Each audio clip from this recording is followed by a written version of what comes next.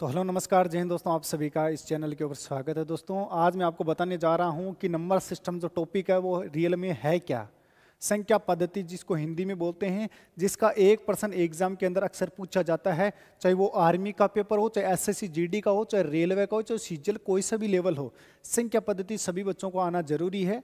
उसके बारे में मैं एक 15 मिनट की क्लास लेकर आया हूँ आप सभी के सामने कि इसके अंदर मोस्टली हमें पहचानना क्या होता है संख्या पद्धति के अंदर। ठीक है, 15 मिनट का ये वीडियो जिसके अंदर हम बहुत कुछ सीखेंगे। ठीक है, सभी बच्चे क्या करेंगे, लास्ट तक जरूर बने रहना। अब ये 15-20 मिनट की क्लास के अंदर सेशन अच्छा लगे तो लाइक कर देना। चैनल पर आ जाए तो चैनल को सब्सक्राइब करके हमारे साथ में कंटिन्यू जुड़ सकते हो जब तक तुम्हारा एग्जाम नहीं हो जाए। इसी प्रकार की वीडियो आते रहेंगे आगे आने वाले दिनों में।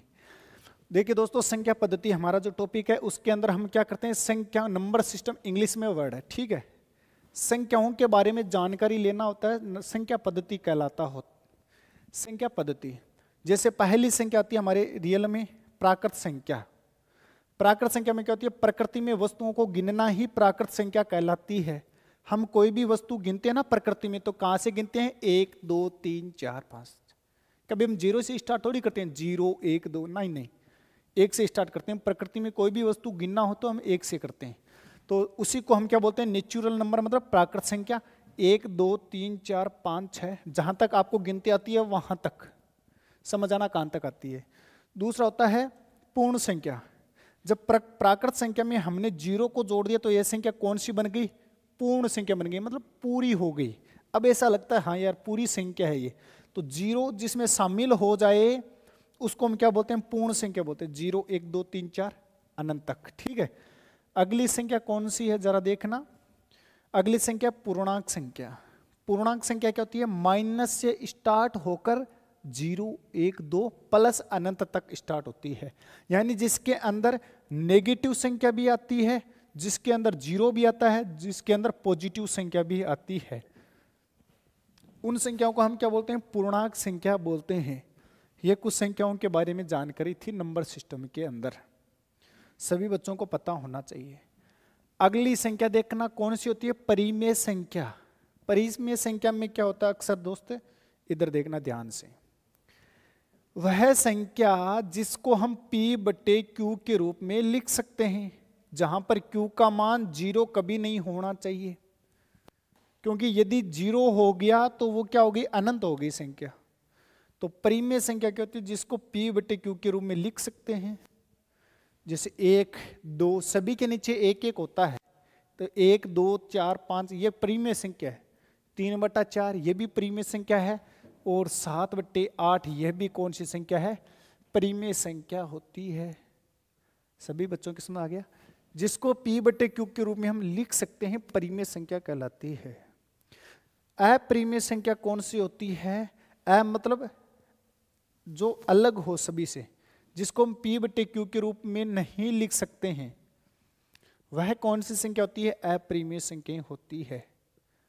जैसे √3 √5 √6 √7 इस प्रकार की संख्याएं कौन सी। तो क्या मैं √4 को मैं अपरिमेय संख्या में लिख सकता हूं, नहीं लिख सकता। क्यों नहीं लिख सकता, क्योंकि √4 किसका वर्गमूल है, 2 का, और 2 के नीचे में कितना होता है, 1 होता है। तो ये P/Q के रूप में हो गया ना, इसलिए कौन सी संख्या हो गई, परिमेय संख्या हो गई।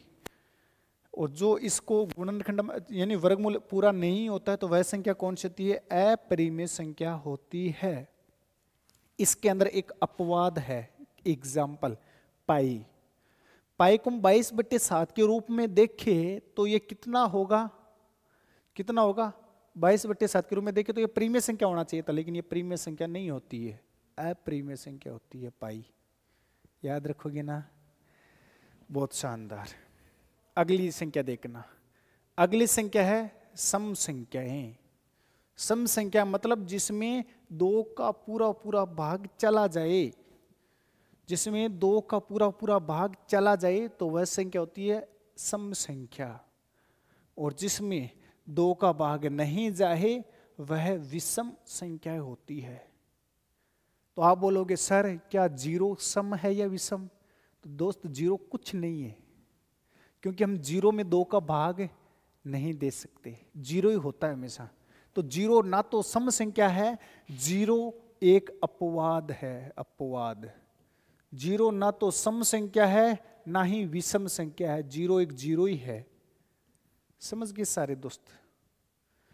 अब इधर देखना, क्या देखना, सम संख्याओं में हमेशा अंतर कितने का होता है? 2 का होता है, जैसे 2, 4, 6, 8। और विषम संख्याओं में भी अंतर कितने का होता है दोस्त? 2 का होता है। तभी तो हमें कोई बोले ना कि कोई 4 सम संख्याओं का योग इतना है, तो हम क्या बोलते हैं? x plus 2 plus x plus 4 plus x plus 6, क्योंकि सभी में 2-2 का गैप लेकर चलते हैं। सेम इसी प्रकार n विषम संख्याओं का योग क्या हो जाएगा? x plus 2 plus x plus 3 नहीं होगा, 4 होगा। सभी में कितने का अंतर होगा? 2-2 का होगा। इन देखो सभी में 2-2 का अंतर ही तो है। तो ये होती है संख्या, सभी में अंतर 2-2 का है, चाहे सम हो चाहे विषम हो। जैसे 1, 3, 5, 7, 9, 11, 13, ये क्या है?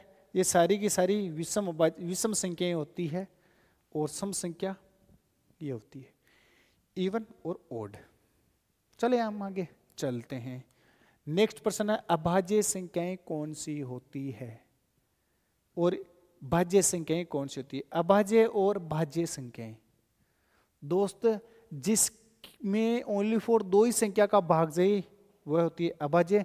जिसमें 3 या 2 या 3 या 3 से अधिक संख्याओं का भागजयी वह है भाज्य। कैसे?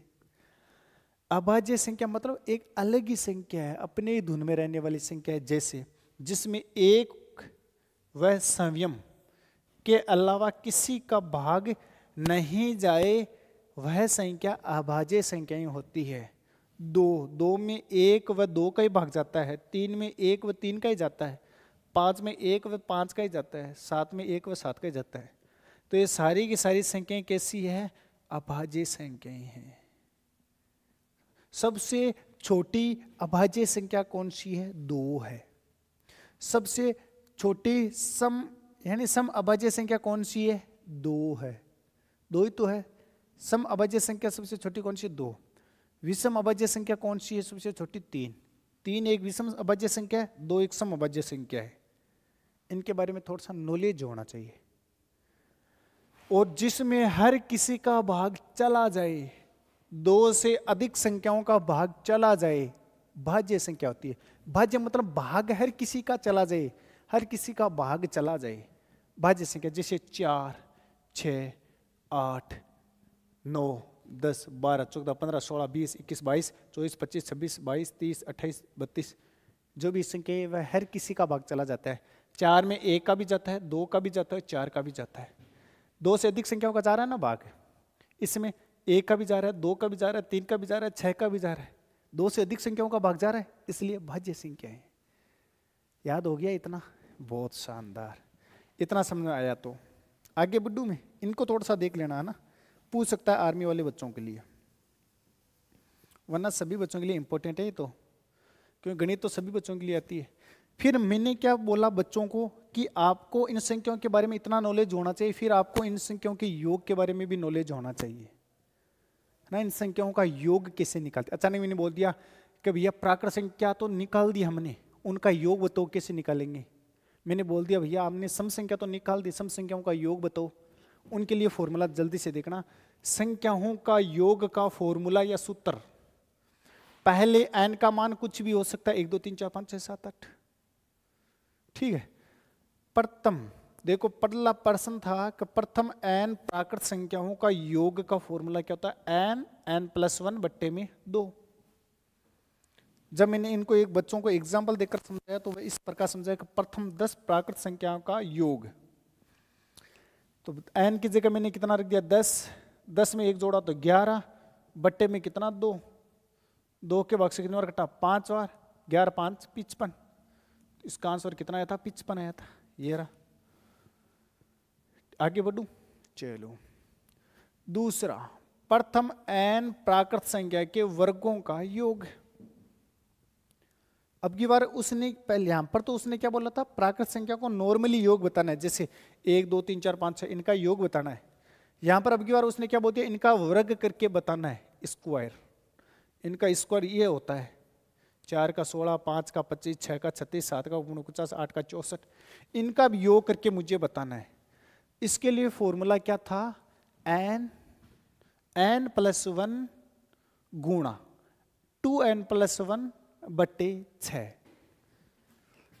तो प्रथम 12 प्राकृत संख्या के वर्गों का योग कितना होगा, प्रश्न में ये पूछा था। ये n का मान इस फॉर्मूले में रखकर आप ये आंसर निकाल सकते हो। ठीक है, आगे बढ़ूं, चलो। तीसरा था प्रथम n प्राकृत संख्या के घनों का योग। अब की बार उसने क्या बोल दिया, क्यूब। घन का मतलब क्या होता है दोस्त, क्यूब होता है, क्यूब का ऐड करना। ठीक है, इसके लिए फॉर्मूला आपने पढ़ा था n प्लस 1 बट्टे 2। इसका हमें क्या कर देना, स्क्वायर कर देना है। ये फॉर्मूला किसका बन गया, घनों के योग का फॉर्मूला बन गया। ये रहा फॉर्मूला। फिर बच्चों को मैंने एक प्रश्न दिया था, उस प्रश्न का आंसर 225 निकाला था इस फॉर्मूले में मान रखकर, जो कि आप भी कर सकते हो कि प्रथम 5 प्राकृत संख्या के घनों का योग कितना होगा। बता सकते हो सभी दोस्त इसका आंसर।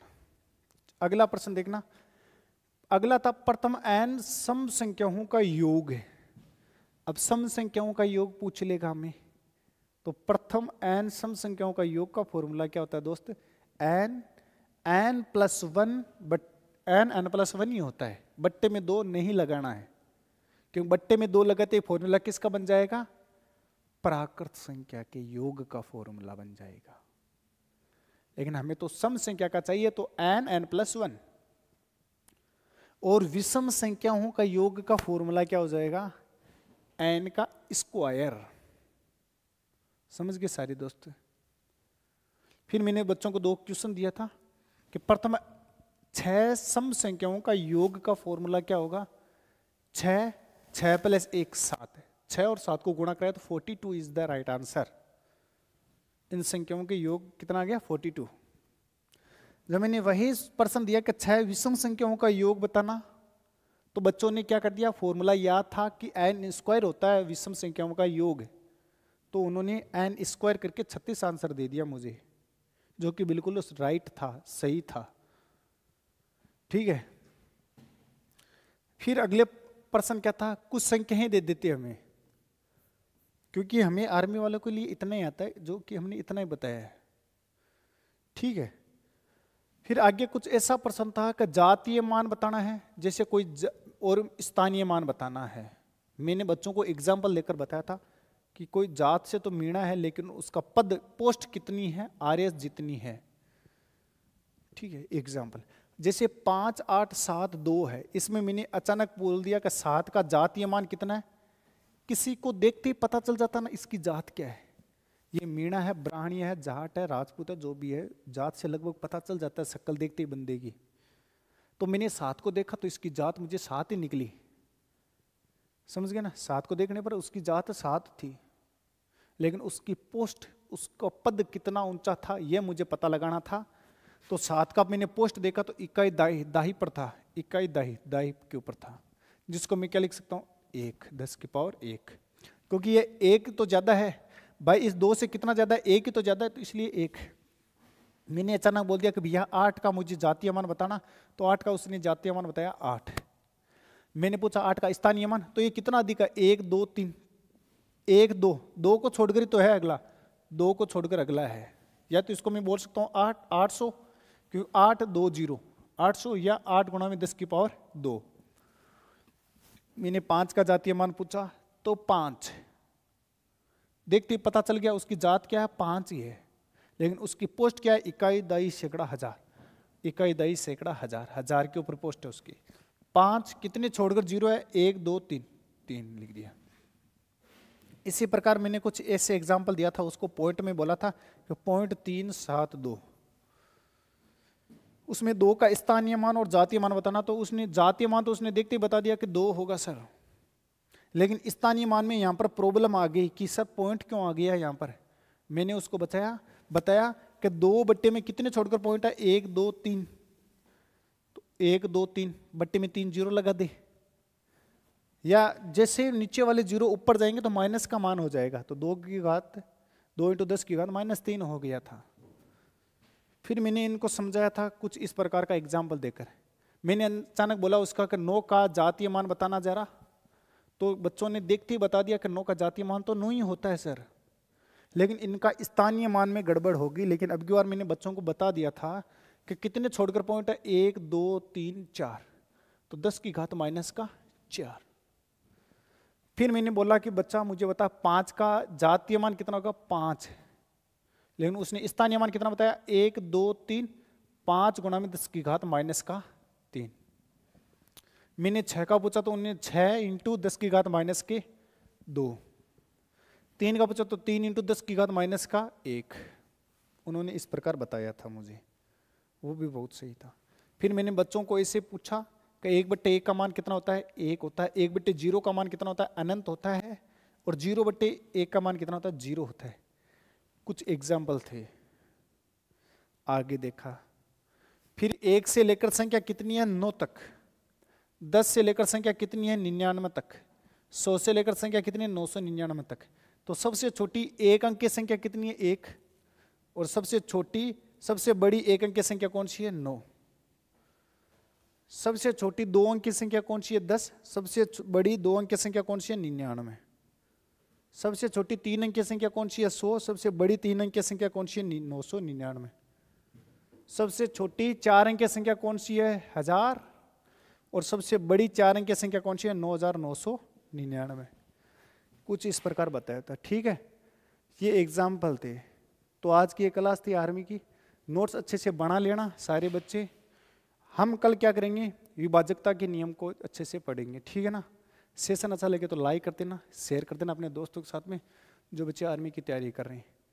और इस चैनल को सब्सक्राइब जरूर कर देना। मैं मिलूंगा इस चैनल के ऊपर कल तक। तब तक जय हिंद, जय भारत।